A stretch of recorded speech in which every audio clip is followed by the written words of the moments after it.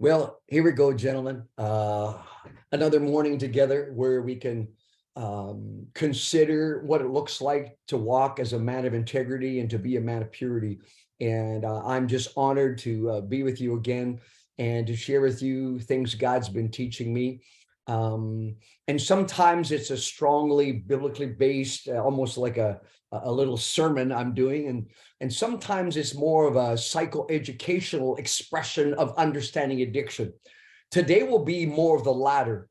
Today we'll be teaching you about addiction's draw, how porn gets a grip on a man and what's behind it. It's the whole nature and impact of the addiction, its cause and effect on our life, and how the person gets so entrapped because of the porn thing. It's understanding about the physiology of the brain. It's also, I'm going to understand about neurological pathways, cultural influence, and all kinds of things. And so I put this together about 9 years ago, and I've never actually talked about it publicly in this kind of forum. And so, and if you've been through counseling with me early in the program, you would have received this. And it's the ideal thing that you read privately, and then your spouse would read privately, and then you would read it together and talk through each section to see if you really are understanding the impact of each of these 20 little subsets. And so understanding pornography's addictive draw, draw meaning the power, the pull in, and how it is such an addictive means intoxicatingly sticky. It sticks to you, it grabs you. So understanding the power of the draw that goes on through addiction. And so the nature of it, how it all got going, and the extent of it, and why it gets deeper. And so we're going to look at both the nature and the impact of the addictive draw and its cause and effect of pornography on your life. To be very fair, for some of you, it'll be a time to rejoice because you thank God because you no longer experience this grip. You don't any longer feel this huge need to act out with the PMO cycle, porn, masturbation, orgasm cycle.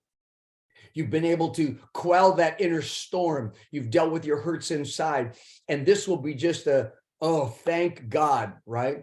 Some of you are in the middle of it. You're starting to come out of this addiction, and this will let you know, oh my goodness, that's why it's so much work to get out of this. I had no idea the breadth and the depth of the grip it has on me, and you can see all the different tentacles that are holding on to you as you try to get free. Some of you who feign that you're doing good. Feign means pretend that you're doing good. You're even lying to yourself. You're going to see a lot of what you're still facing in this document, and it'll shake you a little bit, but remind you the importance of staying in the program. Getting some counseling is usually wise, and being consistent to this group, and doing the program, because otherwise this particular talk will be your reality for a long time. And so it's designed to be instructional. When I say psychoeducational, that means you understand how the mind operates, and educational means you're going to learn something about the nature of the porn addiction. So there's the backdrop to understanding pornography's addictive draw. And in my usually demented approach to education, all of the 20 points start with the letter E. Yeah, I know. Alliteration, Currie is messed, so don't have to say it. I acknowledge it. But as I worked it through again this morning and I rewrote this material, they actually aren't stretched too bad to keep them all E's. So let's walk through these one at a time. Number one is exposure. What happens is innocence is robbed at a very young age. Instead of, people coming aware of, boy, I think there's some naked pictures out there. People call it pornography, and that comes around, 18, 19, 20. Most people, matter of fact, I would say that almost all of you ran into porn between maybe 11 and 14. And we've already found that the average age that little boys are running into porn these days is 9.5. So what happens is early exposure, it's getting lower and lower and lower. I mean, back in my day, if I would have seen it, matter of fact, the first time I actually saw an open magazine, I was 12, and I was at a flag football end of the year party at the coach's place. The coaches were two single university students, and they had a small 2-bedroom apartment. And all of us, 12 boys were in this house, going to have hot dogs and thank you very much for the nice season. And we gave the coaches presents, that kind of thing. And, the parents would drop us off and pick us up in, an hour and a half or whatever. And one of the boys snooping in the college student's bedroom found a magazine. And I remember coming into this room with about 4 boys huddled around something, and I crawled across the bed to look over the shoulder, and I saw my first centerfold. I was 12. And I'm thankful that I didn't have access to any more magazines. But you understand, the exposure is so incredibly amplified because of the internet. Because the exposure is so available, so accessible. And so early exposure is usually part of the, matter of fact, I was thinking about it in the last 10 years, maybe longer. I've only had one guy who saw his first pornography at 22. Everybody else that I've worked with is 13, 14 or under. And so it starts really early exposure. Got to understand the word enticement. Enticement is a draw. This sexual lure is really strong. And not just as the exposure kind of enticing, but the sexual lure. You see, with puberty, there's a waking of desire. Puberty means the start of the sexual thing starting to kick in, right? There's this desire for getting connected to the opposite sex. They want to understand boy, girl. And before they used to just bug girls and tease girls and poke girls and pull their hair. Now they are interested in them. And puberty sets this growing desire towards being connected with a female. And because boys are especially visibly stimulated, they're attracted to the female body, and they're seduced by repeated viewing of porn. And so this curiosity to see and experience what sex is all about is powerfully captivating, and it even will draw them away from healthy things and principles of conscience that are often planted in them, but maybe just getting started. And so they'll start to veer off and start to do things that in their heart, they go, I likely shouldn't be doing this, but it is so enticing. It is such a draw. So with the start of puberty, there's this strong enticement to be drawn towards females. But then you have the physiological side, the biological side of it, because and I call it excitement, because puberty also brings the awakening of the desire for sexual expression. And this is within God's plan.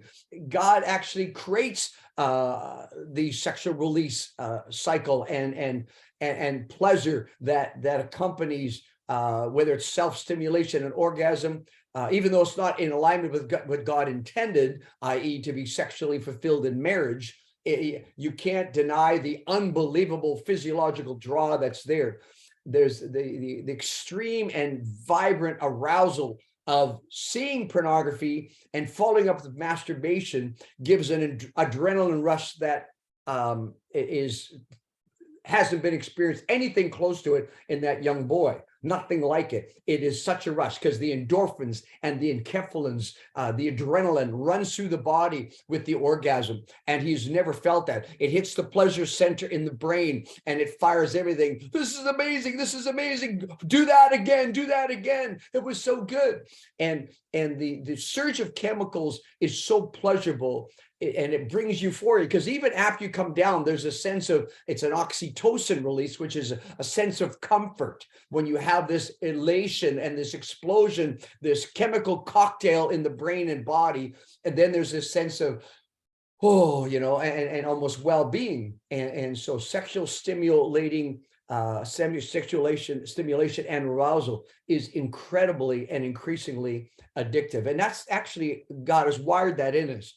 It's designed to be physiologically a draw towards our spouse for a long time. And look, I'm speaking honestly of one who's 48 years married, 48 stinking years married, and they weren't stinking, they were amazing. She still loves me. But the sexual draw that God put in me at puberty is still alive and well. And my wife and I have a healthy, regular sex life, as an old man in the late 60s. Why? Because this is how God intended it to be, that I would be drawn back to my wife. We would have mutually satisfying intimacy long into the latter years. And so the excitement is there. The problem comes. Young teens, preteens are educationless about the dangers of pornography. They're educationless. I did a parenting seminar to a bunch of middle school parents, so grades 6, 7, and 8 parents.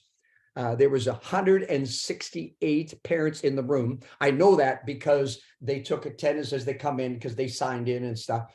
And because it was at the school, Christian school that my daughter teaches at, she was there, she was helping registration. And so we knew exactly how many were parents in the room that night. Now, I tell you this because I was doing the talk on how to give a good sex talk to your preteen. All right. And so I asked them, raise your hand if your parent, if it's a mom, gives it to the daughter, if the father gives it to the son. How many of you had a parent give you a sex talk in your teen years or preteen years? Raise your hand and keep it raised. Okay, you got the picture. Big group of 160 people. Raise your hand if you had a sex talk by one of your parents. In the room of 168, how many people raised and held their hands so I could count them? In your mind, guess, but I'm telling you, 7 people. 7 people out of 168. And this would have been people at the time who would be in their 40s, right? Because they got a 13-year-old, in there someplace. And so they're raising their hands and say, we've got to do a sex talk to our kid, which you should have done already, but we never had a sex talk. Matter of fact, less than 5% of that crowd. And you'd think a crowd with parents from a Christian school, those parents of those parents would have done a sex talk because they want to do it right. But they're educationalists. That's where the problems start. You see, the first 3 parts that we talked about are kind of part of the normal journey of understanding how things change. Obviously, the porn exposure isn't part of it. But how the child interprets these changes, the draw towards girls, the excitement that comes through discovering masturbation. And when parents are negligent in teaching their children what to expect about the puberty transition in life, the child has no healthy framework upon which to hang all these new things that are happening.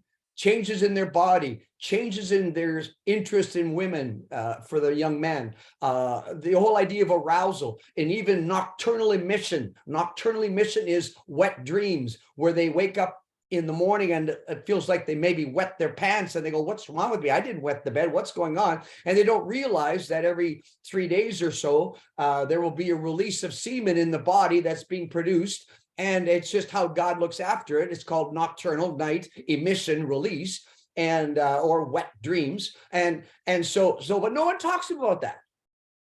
You can't believe how many young women have never had a mom talk to them about their sexuality and their arousal and what to watch for. So many youth are lost at sea, set adrift, carrying away by every perverted, twisted thing in culture, with no guidance, no talk, no sex talks were done. I mean, we can't do it here, but I'd love to see every one of you answer the question. Did you have a sex talk from your dad?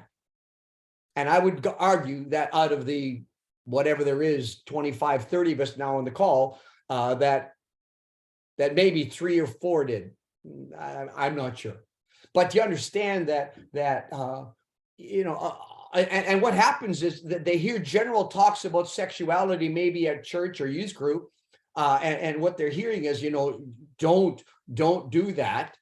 Well, without a proper context, basically they're kind of told, well, God's plan is don't do this, but it feels like a yes to me, but God says it's a no, and so they get confused even about God's perspective on sexuality, which, by the way, is one of the when I was speaking overseas, this was actually in Thailand, and I did one talk to a bunch of teenagers at a high school about God's view on sex, and it was so well received in a country that is so messed up that the missionary said, you know what, that talk we need to hear every time. So I'm sorry, but cancel all the other things you're planning to teach. And every place we go that's a new setting, you need to do God's view on sexuality, because it's never talked about in Thailand here. And we are so messed up with regard to the whole sexual expression.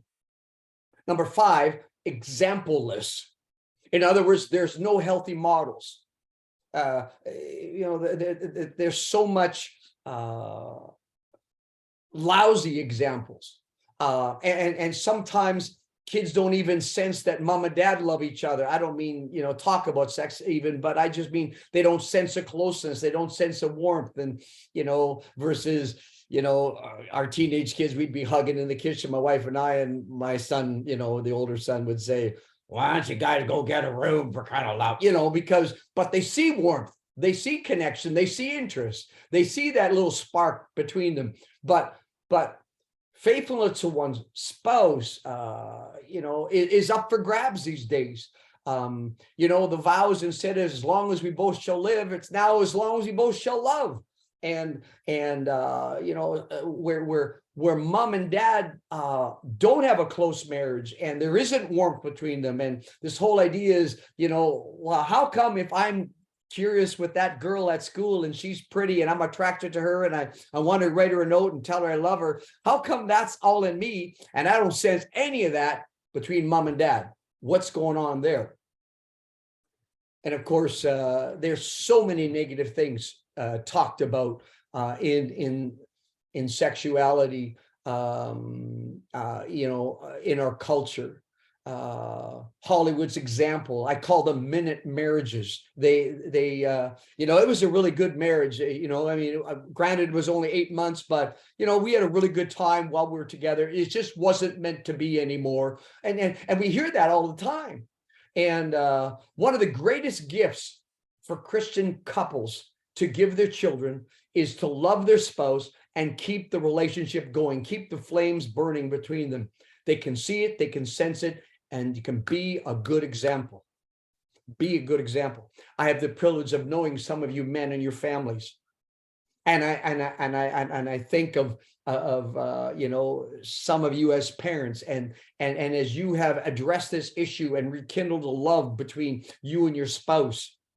What a stinking awesome gift for your kids as they sense the warmth, they see the closeness, they see mom's admiration to you growing again where it was once distance.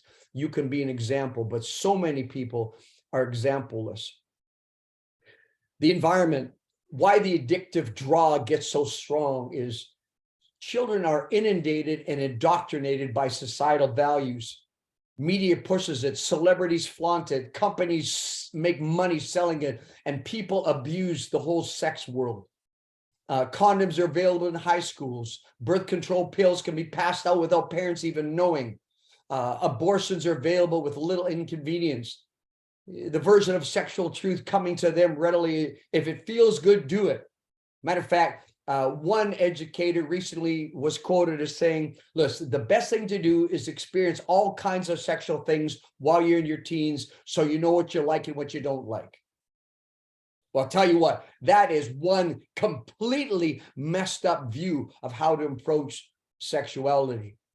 But people are told, experience it all. Cool people do. Why wait? After all, they grow up hearing this. What happens in Vegas stays in Vegas. What she doesn't know doesn't hurt her. And that's all derivative of selfishness. The sexual jokes, the innuendos, dirty, degrading talk. Man, in a sexual world, you're told to get all you can. And I mean, the environment really, really messes you up. 2 illustrations you'll see there. These are true stories. But one young man, when he was getting into early teens, he was given a crate full of porn magazines, like a milk crate.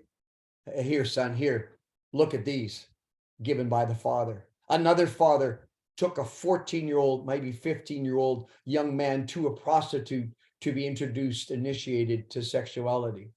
True story of a man I've worked with. Do you understand how unbelievably dysfunctional these kind of things are? So let's now look at number 7, exclusiveness. Porn becomes this huge private world, exclusive to you. You share with no one. It's the creation of your own fantasy world, completely self-centered, completely self-indulgent, full-on sexual expression, but more and more increasingly private. And you're always the winner. You're always successful. You're always wanted in your little fantasy world. And sex is always, hot, steamy, and varied, and pleasurable, and always effortless, because it's all about you meeting your needs. You're not worried about the porn star on the screen, as it were. It's their world of self-sex, egocentric, private, and exclusive. Exclusive means private, and the more private it goes, the greater the grip, because we don't let people know what goes on behind closed doors. We keep it a secret. And so the power grows in secret. Matter of fact, I teach men that power grows in secret. Don't keep secrets. Break the silence to break the power. Escapism. Escapism has to do with people who are going through hurts and hard times. Maybe your parents are fighting all the time. Maybe you're being rejected at school. So people run from the real world and all its challenges and pains for many reasons, but they avoid the real hurts and struggles with their family of origin, or what's going on at school, or how they're being treated, or whatever.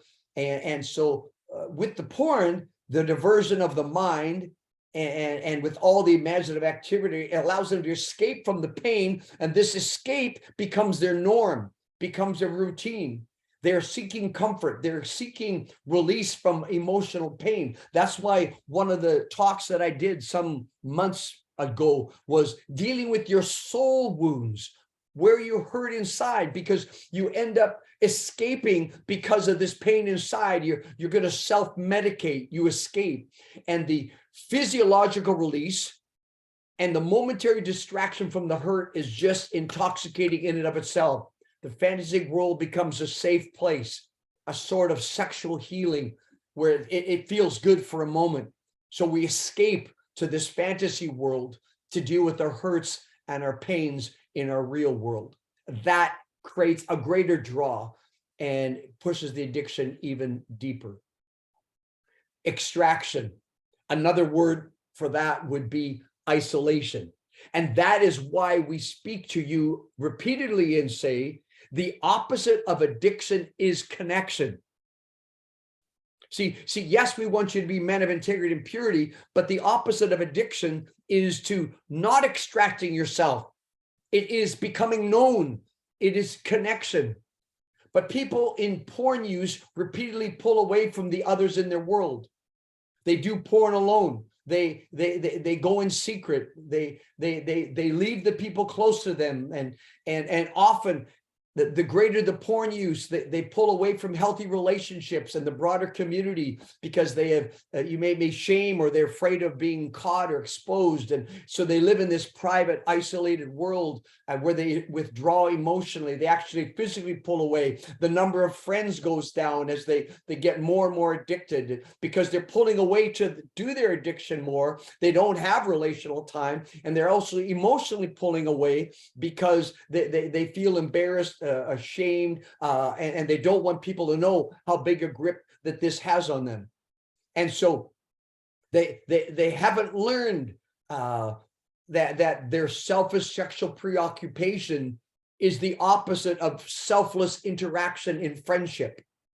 And so the deeper the addiction, the greater the dimension of the private life and the downward spiral into increased isolation, where they're no longer connected to people, no longer having deeper friendships, even healthy buddies in their world, they're distancing from and pulling away more and more, which of course is unhealthy. We need good male friends in our life that we can share life with and become known and supported by, and eventually healthy female friendship in our life. But porn extracts us, pulls away from that. Entanglement. Entanglement is connected to the word tolerance. Now, you know, in the drug world, tolerance is this. So I'm doing drug A, and I keep doing drug A, and I got a buzz. But pretty soon, just doing drug A over and over again, the buzz is dropping. So I have to do more of drug A to get the buzz up. But pretty soon, more of drug A isn't doing it. So then I add drug B to drug A to get the buzz up again. Until finally, even with increased drug B added to drug A, I'm still not getting the buzz up. So then I add drug C. And you understand tolerance. Pretty soon, what used to give me a buzz doesn't do it anymore. So the same things happen with the sexual rush. This used to bring me sexual pleasure. Pretty soon I get bored with this, so I have to add this. Then I add this, and so I become tolerant to certain levels of porn use, and so I get into more stuff and more stuff because I need more to satisfy. What was once enthralling to me becomes boring, and so a deepening draw with a wider selection of different porn genres creates a growing perversion and a stronger addiction. On one hand, they might have been just enticed into watching something, but eventually they're watching something so graphically immoral and vile, and it feeds a progressing addiction, but they do it because of tolerance. They get entangled more and more. And when they're away from it, they're going, oh my goodness, what am I watching? But in the middle of it, there's just one click away. Well, why don't you watch this? Or why don't you go here? Or do you want to watch this? And what they once thought was unconscionable, I'll never look at that. Tolerance makes the addiction deepen, and the entanglement increases. And because of that, they start to experience some incredible extremes. You likely have no idea what's available online, and that's a good thing. Let's keep it that way. But that being said, maybe you do know what's available online. Our culture, in the name of freedom of expression between consenting adults, you know, we have freedom of expression, we're consenting adults. And the porn industry's incessive, that means consistent and pervasive drive to profit at people's addiction. Porn is growing in more and more bizarre and sexually corruptive expressions. Where it's gone is unconscionable. I have a book over here in this library here that, to be very honest, I read only one chapter at a time, and I would pray with my accountability partner about every chapter. You say, well, Dave, why are you reading it? I'm reading it because I'm understanding what's going on in our culture, but it talks about what's going on in the porn world and and explains it so that I can understand where maybe some of you have gone. And some of the worst porn that's available, gentlemen, is actually labeled gonzo porn, gonzo. And because it's gone so far, gonzo, gone so far. Violence, degrading the woman, humiliating the woman, verbal abuse of the woman, those are the norm. That's not the degrading part. But the expressions of degeneracy, immorality, and moral depravity are without conscience these days. What's available out there is just so damning. And what's challenging, it's available all the time, 24/7. It's any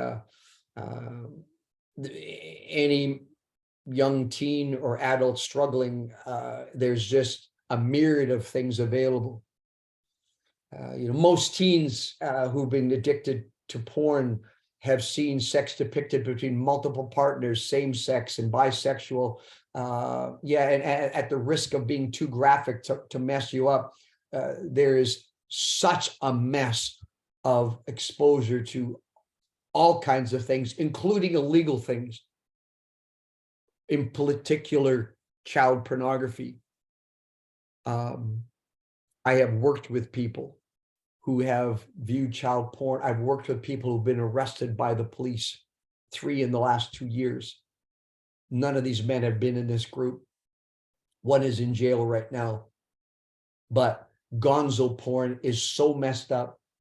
It depicts every sadistic, dominating, messed up version, and they're there for you to read. I don't even want to say them publicly, but physical harm to the person that's implied in the rape, as it were. It is just so unbelievably unconscionable in the name of Jesus that we would tolerate this kind of implied treatment of someone else.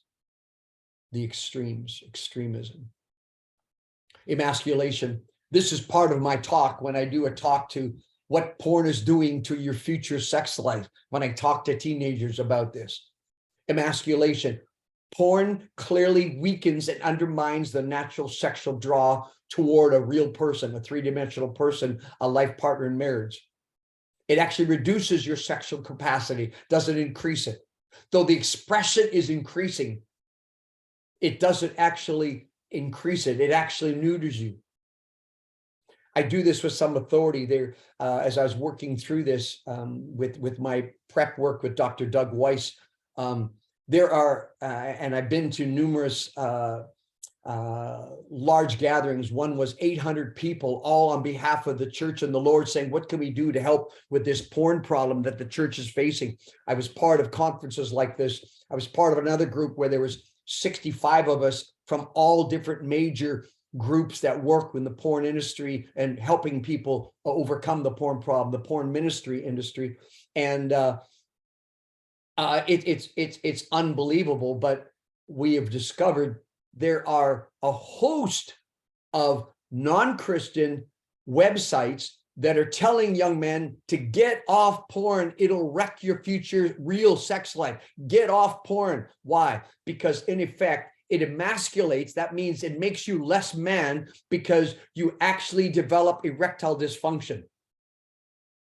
That means you cannot get hard to even have a sexual responsive relationship with a real person, with your wife down the road. And so what happens is the physiological release, but the psychological addiction, your brain says, oh, I know what sex is. Look at porn, masturbate, orgasm. Look at porn, masturbate, orgasm. It's on demand. It's I want it. So what happens is that's what stimulates the man. And when he tries to be intimate with his wife, the brain going, what the heck is this? What? Where's, oh yeah, porn, there we go. Doug Weiss has told stories about how men on their honeymoon have to look at porn to get an erection to have sex with their bride. See, because it actually cripples you sexually. And there isn't a young man around or you who wants to have erectile dysfunction. So another reason, but also the impact. The beautiful thing is the brain is the only organ in the human body that has plasticity. Plasticity means it's plastic. It can be, it isn't really plastic. It's just a description, but it can change. It's not solid. It's not like the kidney is the kidney is the kidney. It doesn't change, but the brain can change. It can learn new neurological pathways. And with time and cleaning up your mind, you can actually have a real life sexual experience where you're functioning healthy as God intended with your spouse. It can be retrained. So emasculation. Exploited. As the addiction grows, sexual preoccupation so dominates the private life, it starts to destroy the sexual future. And so a person starts acting out in their real life relationships in an exploitive way, even before they're married. They start to see people as sex objects, as a target, as a notch on a belt. Matter of fact, that's why we use the word, you objectify women. They're an object to you. They're not real person. Teens become users of their peer girls. And I said to one girl, I said, well, I thought he was just a friend. Why did you have sex with him? She was 15. Well, you know, he was such a nice guy and a good friend. He just kept asking. So I decided to let him have sex with me. Do you see how it is so exploitive? It depersonalizes and distances one from the people that we're supposed to get closer to. And people become throwaways. The attitude is raunchy. Matter of fact, I counseled a young girl last year that was suicidal. And her first boyfriend, matter of fact, Christian boyfriend from a family that her parents and his parents were really good friends in the same church. He said he loved her and drew her into a sexual relationship, only to, once he'd had sex with her a number of times, it became a throwaway relationship, and he didn't really want her. He just took advantage of her kindness and her long-lasting friendship. And I was helping her stay alive because of that 15-year-old's selfishness and exploiting his friend and hurting her. Sex is fully selfish. They become takers, and sex takes on an abusive and degrading, objectifying tone. The addiction has grabbed even how you express it to other people. Experimentation. And so what happens is, the principle is simple, monkey see, monkey do. And so when there's been so much porn activity viewed, enacted by porn stars, bathed in a context of exploited one-sided sexual experience, it drives a person to want this more and more in real life encounters. So these activities are often inappropriate and not mutually appreciated or satisfying, and they're fully premature in a new marriage, but they end up pushing their partners or pushing their spouse into sexual variation that she's not comfortable with, but he drives hard to get because that's what he viewed. And often the sexual appetite of the porn watcher slides into this novel sexual extremism that mirrors what they've seen and watched for hours. And I've had many spouses feel and say that they feel like they were prostitutized in their own bedroom at home, because he wasn't really there with them. He wasn't making love to them. He was having sex with them. She was just his receptacle, his sex toy, because he was so messed up, because he was pushing and pushing for all these things that she wasn't comfortable with. You understand how that messes up the sex life. Entrapment. You see, the journey is clear. Full-on addiction to pornography in their life has snared them, hooked them, obsessed them. The craving is so impulsive, they are dependent, and it's a totally addicting habit. They're mentally preoccupied at the next time they're able to act out. One man I worked with, who, by the way, is likely close to 2,000 days clean right now, he would be acting out at lunch hour in the downtown area where he worked. He would slip away and see a prostitute, or he'd go to his car, look at porn and masturbate. He'd go to the washrooms of the building that he worked in, and he would go into a stall, look at porn and masturbate, you know, in the privacy of a stall in a bathroom, and so entrapped. And what goes with this is the erosion of values. The moral compass has all but been lost, with repeated ethical failure where they're contravening the once values that they had and all this, but it erodes their values, and it also erodes their whatever faith steps they have taken. They fade more and more. They grow distant from God.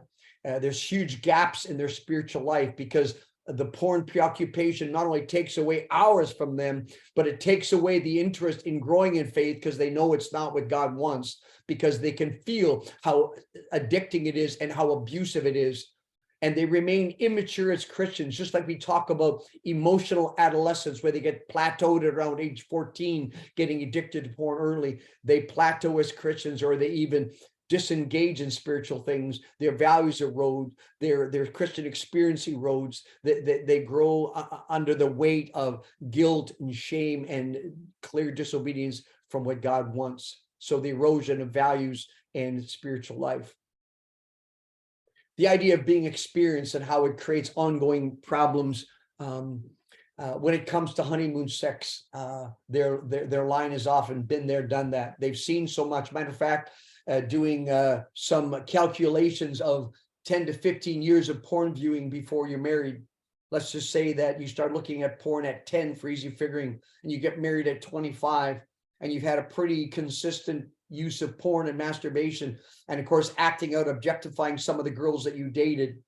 You understand that in it, you could have looked at 7,000 up to 10,000 different sexual acts that are all self-absorbed, self-centered, and have even driven the addiction deeper. So you are really, really experienced, even though maybe you've only slept with 2 or 3 different people, and it would have been nice if there was none other than your spouse, as God intended. But because of the constant and frequent pairing of sexual arousal, the PMO cycle, porn, masturbation, orgasm cycle, and the growing perversion with this, and no real intimacy, the sacredness of marriage, of sexuality in marriage, is all but lost. And the neurological pathway of sexual satisfaction is set. The default drive is the PMO cycle, or sex for me cycle. And I just that experience has diluted what sex and marriage have been. It's made the early attempts of being sexual, been there, done that. Matter of fact, one man who was 18 months married, I counseled he and his wife in Southern Alberta when I was in person speaking there. I talked to them alone, I talked to them separately. They'd only been married 18 months, and his wife was a beautiful young woman. And he says, yeah, he says, our sex life is so tame. I really don't enjoy sex with my wife at all. I would rather just look at porn and masturbate. It is way better. It is way better. Do you see how his experience has robbed sexual freedom? Expectations. So this here, because of the years of exposure to sexually explicit and extreme images and movies, the person cannot go back to innocence. They cannot go back and just kind of wash this out of their mind. I often tell guys, and this isn't a research statement, but it's indicative of what goes on. 2 minutes, 2 years. You watch something for 2 minutes, that image is in your mind for a long time. And so they can't go back to innocence, because they are so experienced with all that they've watched. They may be experienced with multiple partners too. And so there's no such thing as innocence and being novice. And so they can't go backwards, and so there's huge differences in expectations between a wife who's hardly seen anything or experienced a lot, and a new husband who's looked at everything under the sun, and his expectations are up here because of what he's seen, and she's content with kind of holding little fingers and experiencing just the joys of sexual discovery together. And there isn't sexual discovery together, because he's experienced everything and more in his porn world and maybe in real life in the past. And so the expression of sexuality, and this is, of course, exemplifying the impact of the sexual addiction, but they can't do real sex well because real sex is selfless and other-centered. They don't do sex for other-centered. They do sex for themselves, and they often need extremes. They can't love selflessly. They don't know how to make love. They just have sex. They're impatient. They're self-gratifying. They don't understand the biblical principle. It's better to give than to receive. For them, it's always been about receive, and after that, receive some more frequent, more often, more bizarre, receive. So they're not good lovers in the marital bed. There's no understanding or appreciation about the wife's needs or her desires, because they've been seeing all along that this person is wanting it. And right there, well, those are paid actors doing that. And it gives them this unbelievably sad expression of, it's all about me and having my needs met. I need this. This will be great for me. Because that's what the whole porn, masturbation, orgasm thing has been about. And so you don't meet the wife's needs. You don't meet the wife's desires. You're selfish in the marital bedroom, and you don't know how to express love. You don't know how to flirt and be tender and romantic. You're only trying to concoct the best and quickest way to get your sexual hit, even from the wife that you're supposed to be learning to love. And this kind of sex is not a joy for the wife. This kind of sex the wife wants to pull away from. This is the kind of sex that when the man has done his thing, they roll over, go to sleep, and she cries herself to sleep night after night after night. It is one-sided sex, and is destructive sex. And then finally, what is endangered through the ongoing addiction and the impacts of it, a healthy, balanced sexual relationship with the spouse in the future may be impossible for some without serious intervention. It's a really hard road to regain innocence and learn other-centeredness. The porn struggler passes on an extreme sexual liability to an unexpected fiance.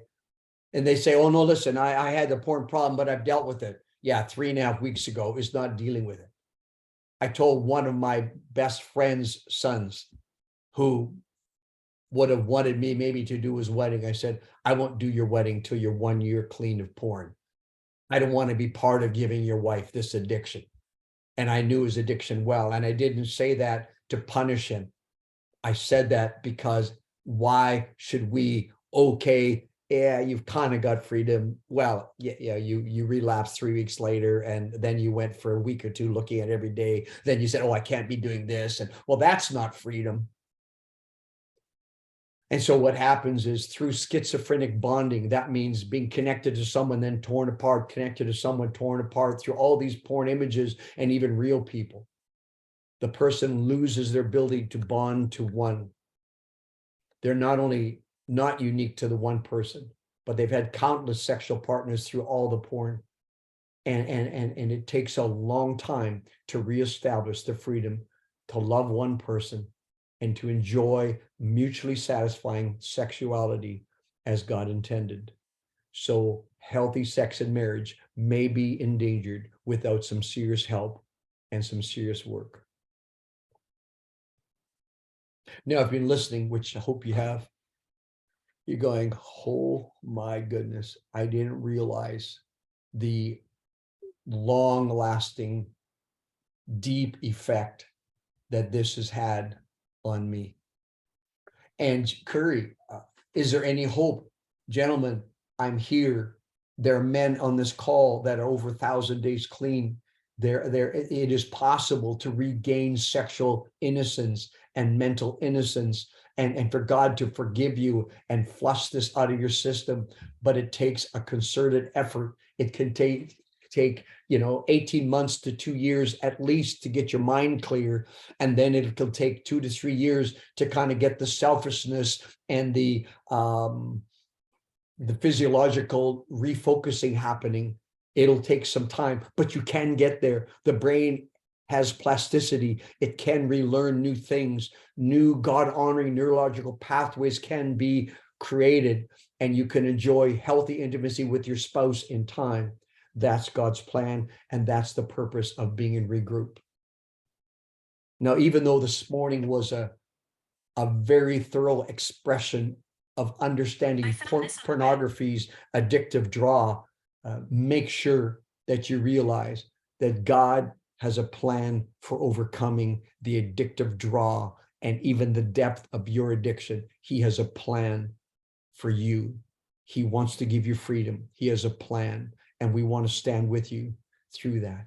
It'd be my prayer that as you understand the nature of the addiction draw and how it became a big deal in your life, that would educate you to realize your liabilities, which of those 20 are bigger for you to deal with, that you will talk to your counselor and you will have a discussion with your spouse about the nature of the porn addiction in your life and which parts were more harder for you to overcome. That would be a healthy thing to actually do. And maybe even listen to this particular talk with your spouse to talk about how porn has got a hold of you and what God has been doing to free you from that addictive draw. May God help us, man, become men of integrity and men of purity. Amen.